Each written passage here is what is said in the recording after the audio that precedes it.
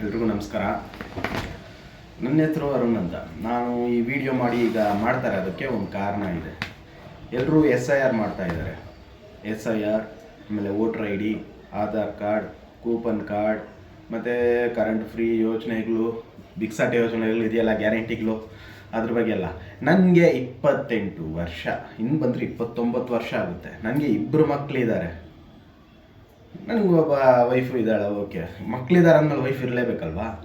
ನಾನು ಕೇಳೋದೇನು ಅಂದರೆ, ಗೌರ್ಮೆಂಟ್ ಒಂದು ಆಧಾರ್ ಕಾರ್ಡ್ ಮಾಡಬೇಕು, ಗೌರ್ಮೆಂಟುದು ಎಲ್ಲ ತೊಗೋಬೇಕು. ಆದರೆ ಒಂದು ಗ್ಯಾರಂಟಿ ಯೋಜನೆ ಆಗಿರ್ಬೋದು, ಮತ್ತು ಬೇರೆ ಒಂದು ಗೌರ್ಮೆಂಟ್ ವಿಷಯದಲ್ಲಿ ಎಲ್ಲ ತೊಗೋಬೇಕಾಗಿರ್ಬೇಕಾದ್ರೆ ಇಂಡಿಯನ್ ಆಗಿರಬೇಕು.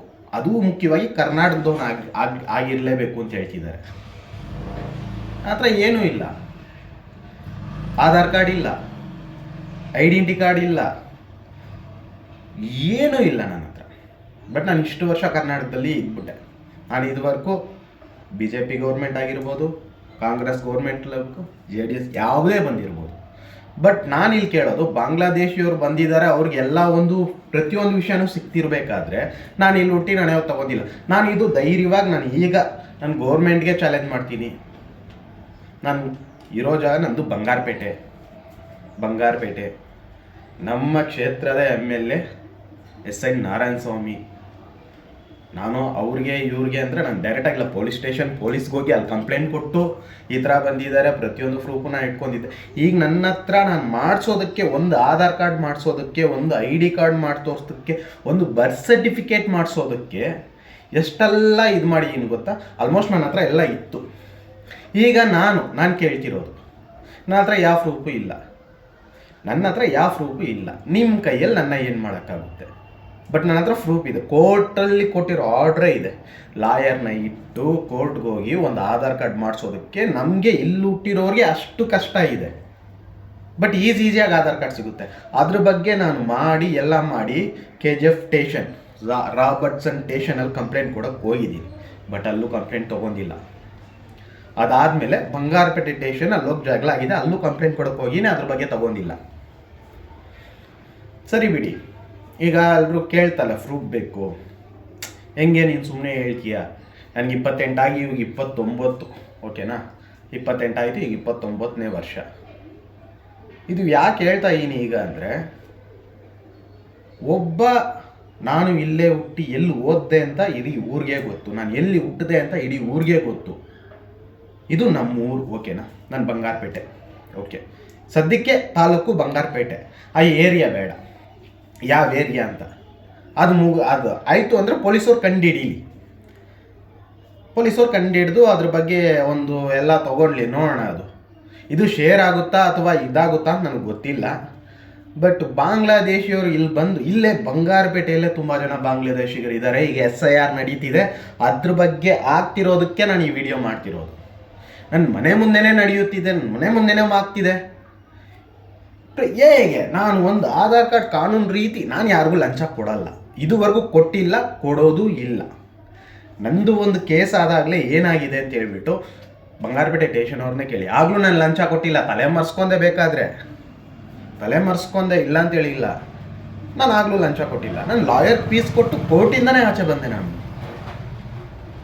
ಯಾರಿಗೂ ಲಂಚ ಕೊಟ್ಟಿಲ್ಲ, ನಾನು ಕೊಡೋದು ಅವಶ್ಯಕತೆ ಇಲ್ಲ. ನಾನು ಸ್ಟೇಷನಲ್ಲೇ ಜಗಳ ಮಾಡಿದ್ದೀನಿ, ಸ್ಟೇಷನ್ ಎದುರುಗಡೆ ಇದು ಮಾಡಿದ್ದೀನಿ, ಹೋರಾಟ ಮಾಡಿದ್ದೀನಿ. ಹೌದು, ರಾತ್ರಿ 1 ಗಂಟೆಗೆ 2 ಗಂಟೆ ಹೋರಾಟ ಮಾಡಿದ್ದೀನಿ. ಬಂಗಾರಪೇಟೆ ಸ್ಟೇಷನ್ಗೆ ಎಲ್ಲ ಪೊಲೀಸವ್ರಿಗೆ ಗೊತ್ತು ನನ್ನ ಬಗ್ಗೆ. ಕೇಳಿದ್ರೆ ಅವ್ನು ಗುಚ್ಚ, ಅವ್ನು ಮೆಂಟ್ಲು, ಅವ್ನು ಇಲ್ರಾಣಿ ಮಾಡ್ತಾನೆ. ಯಾಕ್ರಿ ಸಾಹೇಬ್ರೆ ನನ್ನ ಮೇಲೆ FIR ಹಾಕಿಲ್ಲ?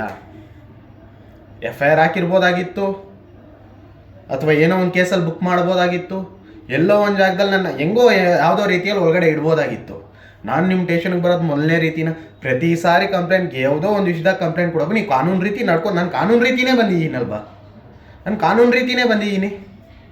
ಬೇರೆ ಯಾವ ರೀತಿ ನಿಮ್ಮ ಹತ್ರ ನಾನು ಇದು ಮಾಡೋಕ್ಕಾಗುತ್ತೆ? ಸೊ ನೋಡಿ, ಇದೆ SIR ಅನ್ನೋದು ನಡೀತಿದೆ. ಆದರೆ ಇದು ನಂತರ ಒಂದು ಹಿಂದುಳಿದ ವರ್ಗಗಳಿಗೆ ನಡೆಯುವಂಥ ವಿಷಯ ಅಲ್ಲ. ಇದು ರಾಜಕೀಯವಾಗಿ ನಡೀತಾ ಇದೆ. ಎಲ್ಲಿಂದೋ ಬಂದವ್ರಿಗೆಲ್ಲ ಆಧಾರ್ ಕಾರ್ಡು, ವೋಟರ್ ID, ಲೋನ್ಗಳೆಲ್ಲ ಸಿಗ್ತಿದೆ ಅಂದಮೇಲೆ ಅರ್ಥ ಮಾಡಿ. ನಮ್ಮಂಥವ್ರಿಗೆ ನಾರ್ಮಲಾಗಿ ನಾನು ಒಬ್ಬ ಆಧಾರ್ ಕಾರ್ಡ್ ಮಾಡಬೇಕು ಅಂದರೆ ನಾನು ಪ್ರೂಫ್ ತೋರಿಸ್ತೀನಿ ನೆಕ್ಸ್ಟ್ ವೀಡಿಯೋದಲ್ಲಿ. ಕೋರ್ಟಲ್ಲಿರೋ ಆರ್ಡ್ರ್ ಇದೆ, ನಾನು ಓದಿರೋ ಸ್ಕೂಲ್ ಸರ್ಟಿಫಿಕೇಟ್ ಇದೆ, ಪ್ರತಿಯೊಂದು ತೋರಿಸ್ತೀನಿ. ಯಾಕೆ ನಾನು ಮದುವೆ ಮಾಡ್ಕೊಂಡಿರೋ ವೈಫ್ದು ಇದೆ, ಅವಳು ಎಷ್ಟು ಆಧಾರ್ ಕಾರ್ಡ್ ಇದೆ ಅಂತ ತೋರಿಸ್ತೀನಿ. ನನ್ನ ಮಕ್ಕಳದು ಮಾಡ್ಸೋಕ್ಕೆ ಲಂಚ ಯಾತಕ್ಕೆ ಕೊಡಬೇಕು? ನಾನು ಮಾಡಿಸಿಲ್ಲ, ನಾನು ಮಾಡಿಸೋದೂ ಇಲ್ಲ. ಇದ್ರ ಬಗ್ಗೆ ಹೇಳ್ತಾ ನಾನು ಓಟ್ ಹಾಕೋಲ್ಲ, ಆದರೂ ನಾನು ಕರ್ನಾಟಕದಲ್ಲೇ ಇರ್ತೀನಿ. ನಿಮಗೆ ಕರ್ನಾಟಕದಲ್ಲಿ ಈ ಇಂಡಿಯಾದಲ್ಲಿ ಇರೋದಕ್ಕೆ ನಿಮ್ಗೆ ಏನು ಪ್ರೂಫ್ ಬೇಕು? ಓಟ್ ನಾನು ಹಾಕೋದಿಲ್ಲ, ಯಾಕೆ ಹಾಕಬೇಕು ಓಟು? ಯಾವ ಗೋರ್ಮೆಂಟ್ ಒಳ್ಳೇದು ಮಾಡಿದೆ, ಯಾವ ಗೋರ್ಮೆಂಟ್ ಇದು ಮಾಡಿ, ಪ್ರತಿಯೊಬ್ಬರು ಮಾತಾಡೋದೇ. ನಾನು ಈಗಲೂ ಹೇಳ್ತಿದ್ದೀನಿ, ನಾನು ಓಟ್ ಹಾಕಲ್ಲ, ನನಗೆ ಓಟ್ ಹಾಕೋಕ್ಕೆ ಇಷ್ಟ ಇಲ್ಲ ಅಂದ್ಮೇಲೆ ನನಗೆ ಬೇಕಾಗಿಲ್ಲ. ನಾನು ಗೌರ್ಮೆಂಟಿಂದ ನನಗೇನು ಸಿಕ್ಕಿದೆ? ಈ ಗೌರ್ಮೆಂಟಿಂದ ನನಗೇನು ಸಿಕ್ಕಿದೆ? ನನ್ನ ಹತ್ರ ಕೂಪನ್ ಕಾರ್ಡ್ ಇಲ್ಲ, ಫ್ರೀ ಕರೆಂಟ್ ಮಾಡಿಸೇ ಇಲ್ಲ, ಸ್ವಂತ ಮನೆ ಇಲ್ಲವೇ ಇಲ್ಲ, ಇನ್ನು ಅದು ಇದು ಯೋಜನೆಗಳ ಆ ಯೋಜನೆ, ಫ್ರೀ ಬಸ್ ಅಂತೂ ನನಗಿಲ್ಲ. ಯಾವುದು ಒಂದೇ ಒಂದು ಇದು ಮಾಡ್ಕೊತಾ ಇಲ್ಲ. ನಾನು ದುಡಿತಾ ಇದ್ದೀನಿ, ನಾನು ತಿಂತಾ ಇದ್ದೀನಿ, ನಾನಿದ್ದೀನಿ. ಇದರಲ್ಲಿ ಈಗ SIR ಈ ಬಾಂಗ್ಲಾದೇಶಿಗರು ಬಂದಿರೋದ್ರಿಂದ ಎಷ್ಟು ಜನ ಈ ಕರ್ನಾಟಕದಲ್ಲಿರೋರ್ಗೇನೆ ಈಗ ನನ್ನ ಮಕ್ಳಿಗೆ ಈಗ ನನಗೆ ಬಂದಿರೋ ಮುಖ್ಯವಾದ ಯೋಚನೆ, ನಾನು ಮಾಡಿಸಿಲ್ಲ, ಓಕೆ ಇಷ್ಟು ದಿನ ಇದ್ಬಿಟ್ಟೆ, ಈಗ ನನ್ನ ಮಕ್ಳಿಗೆ ಬೇಕು. ಸ್ಕೂಲ್ ಓದ್ತಿದ್ದಾರೆ, ಸ್ಕೂಲ್ ಬೇಕಾದ್ರೆ ತೋರಿಸ್ತೀನಿ, ಅದು ಎಲ್ಲ ಪ್ರತಿಯೊಂದು ತೋರಿಸ್ತೀನಿ. ಸ್ಕೂಲಲ್ಲೂ ಪ್ರತಿಯೊಂದು ಈಗ ಓಕೆ ಆಧಾರ್ ಕಾರ್ಡ್ ಮಾಡಿಸಿದ್ಯಾರು, ವೋಟರ್ ID ಮಾಡಿಸಿದ್ಯಾರು, ಈಗ ಎಲ್ಲ ಆಗಿ SIR ಮಾಡ್ತಾ ಇರೋ. ಓಕೆ ನಮ್ಮಪ್ಪ ಅದು ಬಂದರೆ ನಂದು ಬರುತ್ತೆ, ನಂದು ಬಂದರೆ ನಮ್ಮಪ್ಪ, ಅದರಲ್ಲೇ 108 ಟೆನ್ಷನ್ನು. ಅಡ್ರೆಸ್ ಇಲ್ಲ, ಹೆಸರು ಇಲ್ಲ, ನಾನು ಪ್ರತಿಯೊಂದು ಪ್ರೂಫು ಕೊಡ್ತೀನಿ.